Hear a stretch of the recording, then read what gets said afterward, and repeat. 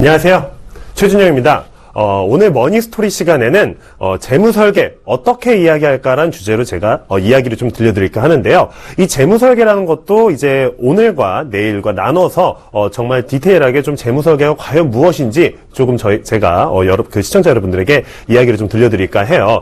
사실 이 재무설계라는 단어가 굉장히 좀 생소할 수도 있고 낯선 분도 있을 거고요. 아니면은 조금 몇 번 들어보셨다 하는 분들도 있을 겁니다. 사실 이 재무설계라는 것이 굳이 무조건 보험만 가지고 보험을 리모델링 하기 때문에 재무설계가 아니라 정말 제대로 된 재무설계는 내가 돈이 필요한 인생의 어느 시점에 가장 효과적으로 돈을 모을 수 있도록 플랜을 짜주는 것이 재무설계라고 할 수 있겠죠. 이런 재무설계를 어떻게 하는 것이며 개념이 어떤 것인지 좀 알아볼까 하는데요. 자, 오늘 첫 번째 시간에 가장 먼저 좀 즐거운 상상을 좀 해볼게요. 시청자 여러분 요새 설 앞두고 많이 좀 힘드실 텐데, 자, 만약 당신이 로또에 당첨된다면 이런 상상 한 번쯤 해보시지 않으셨어요? 저는 사실 솔직히 매주마다 합니다만, 내가 만약에 로또에 당첨된다면 나는 이 돈으로 무엇을 할 것인가? 요새 당첨 수령금이 한 20억 원 정도 되면은, 이 중에 좋은 차를 한 대 딱 사고, 집도 한 4, 5억짜리 집으로 딱 사고, 나머지는 자녀들도 나눠주고, 혹은, 노후 자금으로도 상가를 하나 사가지고, 임대 수익도 받고, 이런 여러 가지 즐거운 상상들을 하실 텐데, 재무설계도 사실 이거하고 크게 다르지는 않은 거예요. 여러분, 로또에 당첨된다면 우리가 이런 상상들을 하죠. 좋은 차를 살 수도 있고, 좋은 집을 산다던가, 아니면 해외여행. 여행을 아주 정말 좋은 곳을 가가지고 사직서를 딱 던지고서는 이제 나가서 이제 해외여행을 한두 달간 다닌다든지 이런 상상을 하곤 하는데, 자, 그럼 재무설계는 현실적으로 보자고요. 내가 만약에 로또에 당첨돼서 받을 수 있는 금액이 20억이라면 솔직히 말씀드려서 되는 분들이 지금 이 방송을 시청하신 분들 중에 전부 다 당첨되셨으면 좋겠지만 힘들겠죠. 네, 그렇기 때문에 현실적으로 좀 돌아올 필요가 있습니다. 자, 현실적으로 가능한 금액을 찾아야 되는데, 현실적으로 가능한 금액이란 것은 내가 앞으로 은퇴의 순간까지 얼마를 벌어들일지, 이게 바로 현실적으로 가능한 금액입니다. 여러분들이 지금 일을 하고 계시고 소득이 어느 정도 있을 것이고 이 중에서 저축을 할 수 있는 비중이 분명히 있을 텐데, 이 저축할 수 있는 부분은 한 달에 내가 만약에 100만 원씩 저축을 한다. 그럼 은퇴의 순간까지 예를 들어서 20년씩 저축을 하면은 10년에 얼마를 저축해요? 1억 2천만 원 정도를 저축하는 거고요. 20년이면은 2억 4천만 원 정도를 저축한다고 볼 수 있겠죠. 그럼 내가 현실적으로 내가 은퇴가 하는 순간까지 벌 수 있는 금액인 2억 4천을 어떻게 써야지 정말 기똥차게 잘 썼다는 소리를 들을까? 여기서부터 궁금해하시는 것이 재무설계의 시작이라고 볼 수가 있겠습니다. 자, 우선순위를 먼저 설정하셔야 돼요. 똑같은 내가 제한된 자원이 2억 4천만 원이라는 돈밖에 없다. 예를 들어서 만약에요. 그러면은, 자, 첫 번째, 자녀 결혼도 생각을 해야 되겠고요. 이 돈으로. 그리고 은퇴 생활비도 이 안에 생각을 해봐야 되겠고, 대출 상환, 만약에 담보대출을 해서 대출이 좀 있다면은 대출 상환 플랜도 좀 고려를 해봐야 되겠고, 내 집 마련도 역시 하고 싶고, 해외여행도 하고 싶고, 차도 언제는 또 바꿔야 되겠고, 이런 것들에 대해서 우선순위를 설정해서 내가 가장 먼저 이것은 내가 꼭 하고 싶고 어느 정도 비중을 차지하는지 우선순위를 매기셔야지, 여기에서 만약에 불필요한 부분은 내가 만약에 이 우선순위에서 탈락됐다. 이거는 굳이 차는 몇 년 더 타고 말지 혹은 해외여행, 그래 그냥 커다랗게 그렇게 좋은데 갈 필요 있나? 그냥 제주도 가면 되지. 이렇게 생각하시면 우선순위에서 밀리고, 그만큼 나의 총 벌 수 있는 수입에서 차지하는 비중도 금액적인 비중이 줄겠죠. 이렇게 해서 내가 꼭 필요한 부분에 돈을 효과적으로 쓸 수 있도록 하는 것이 바로 재무설계다라고 좀 말씀을 드릴 수가 있어요. 우리는 사실 그래요.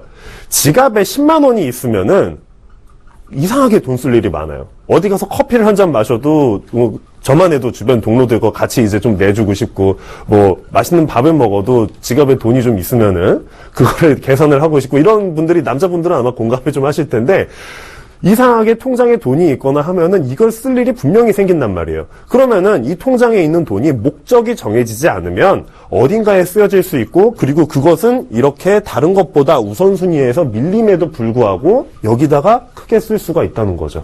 네. 예를 들어서 해외여행 같은 거.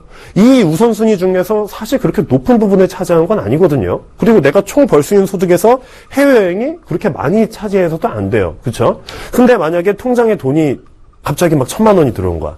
이거 어디다 쓸까 하다가, 그래, 여행이나 좀 갔다 올까? 그래서 좋은 데로 아주 그냥 해외여행을 제대로 한번 다녀올까? 이렇게 해서 무계획적으로 지출한다든지, 좋은 차를 그냥 덜컥 사버린다든지 이렇게 하게 되면은 이 우선순위에서 전체적인 플랜이 꼬여버리는 겁니다. 따라서 우리가 앞으로 얼마를 벌 건지 예상을 하고 비록 그것이 꼭 맞아떨어지진 않더라도 지금 점검을 하고 짚고 넘어간다는데 의의가 있겠죠. 자, 이렇게 그거를 총 벌 수 있는 수입에서 나의 우선순위 중에 나는 어떤 거를 제일 중요시하게 여기고 여기에 대해서 얼마가 필요한지 금액을 산출하는 것이 재무설계의 출발점이라고 볼 수가 있겠습니다. 자, 재무설계를 할 때 이 재무 목표를 이루기 위한 방법, 아까 말씀드렸다시피 주택 마련이라던가 자녀 결혼이라던가 은퇴 후의 노후 설계라던가 이런 커다란 이슈들에서 재무 목표를 이룰 때 단순히 은행에 저축만 한다고 되는 게 아니에요. 일단 플랜을 세우셨고 이제 목표를 우선순위를 정했어요. 내가 만약에 총 벌 수 있는 금액이 3억이면은 이 중에 내가 우선순위를 정했단 말이에요. 각각 얼마가 필요한지도 나왔고요. 그렇죠? 그러면은 이 목표들을 아까 우선순위를 정하게 다 한다고 했을 때 필요한 금액이 예를 들어서 4억 원인 거예요. 내가 저축할 수 있는 돈은 3억인데 그러면 이거 어떡하지? 무조건 포기해야 되나? 그렇지 않겠죠? 이런 것들을 여러 가지 기간 배분이나 지출을 줄인다던가 소득을 늘린다던가 해서 지금 당장 은행으로만 저축해서는 할 수 없는 그런 것들을 가장 효과적으로 말씀드렸죠. 가장 효과적으로 계획을 세워서 그 재무 목표에 도달하기 위한 거. 예를 들어서 5년 후에, 아니, 한 10년 후에, 주택을 산다거나 은퇴를 한다고 생각을 해보자고요. 그러면 은퇴 시에는 내가 한 2억 정도는 있어야겠다라고 생각을 하신다면, 지금부터 모아도 1억 5천만 원 정도밖에 못 모으네? 은행에 만약에 적금을 한다면요. 그러면은, 이거 그냥 2억짜리 내가 은퇴 후에 이제 노후 준비 자금이라던가 주택 자금을 마련할 수가 없잖아요?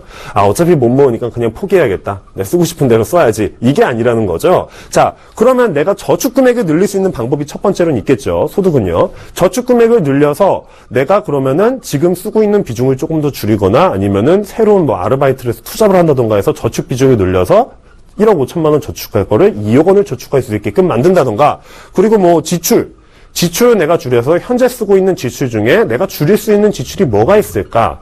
사실 근데 이 생활비라는 부분은 저도 이제 실사례로 상담을 하다 보면은 줄이기가 쉽지 않습니다. 그래서 저희가 고정 지출 중에 통신비라던가 교통비라던가 아니면은 특히 보험료 같은 부분을 저희가 줄여드릴 수 있는 부분을 저희가 컨설팅을 해드리는 거고요. 여기에서 좀 불필요한 지출을 많이 줄일 수 있다는 점을 좀 생각해 주셨으면 좋겠어요. 그리고 이제 목표 금액을 줄이는 거예요. 2억 원짜리를 집을 살려고 한다던가 2억 원이 필요할 것 같았는데 생각해보니까 1억 5천이면 되겠어. 그러면은 내가 지금 저축하는 걸로도 충분히 목표를 이룰 수 있겠지. 이렇게 애초에 설정된 목표 금액을 줄이는 방법도 있겠고요. 아니면은 기간을 늘리는 거예요. 10년 후에 은퇴를 하려고 그랬는데 그러면은 한 5년만 더 일을 해볼까? 그러면은 목표 금액에 10년 동안 1억 5천을 벌 수 있는 게 15년 동안 2억 원을 모을 수가 있겠죠.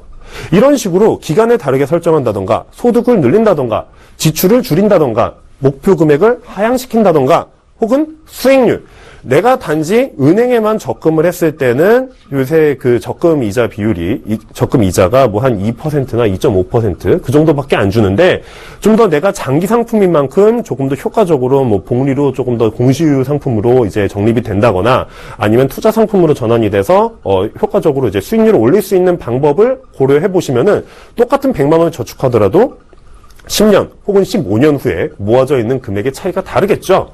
지급받는 이자가 다르니까요. 은행에서는 1%, 2%밖에 안 주지만 내가 리스크 관리나 위험 관리를 잘해서 투자를 잘 한다면 8%나 10%도 가끔은 노려볼 수 있지 않겠습니까? 그렇게 생각했을 때는 이제 수익률을 내가 만약에 투자를 잘 관리한다는 전제 하에는 똑같은 돈을 저축해도 목표를 이룰 수 있다는 사실이에요. 이렇게 우리가 재무 설계라는 것이 단순히 뭔가를 이제 보험료만 리모델링하고 끝났습니다. 이게 더 좋은 보험이고요. 아니면은 이게 이렇게 됐으니까 지출이 줄었네요. 짜자잔 이러고 끝나는 게 아니라 사실은 앞으로 여러분들이 살아갈 그 인생에 있어서 언제에는 돈이 분명히 필요하게 되어 있고 여러분들도 어렴풋이는 알고 계세요. 그렇죠? 하지만 여기에 대해서 구체적으로 계산기를 두드려서 구체화하고 이걸 수치화하고 어떤 방법으로 가면은 조금 더 쉽게 갈 수 있을지는 생각을 하시기가 힘들단 말이에요. 왜냐하면 그도 당연한 것이 이런 복잡한 금융 상품들 속에서 시청자 여러분들이 정말 올바른 해법만 딱딱딱 찍어서 갈 수 있었으면 좋겠는데 사실은 그게 힘들거든요. 그렇기 때문에 전문가들의 도움이 조금은 필요한 부분이 있기도 하고요.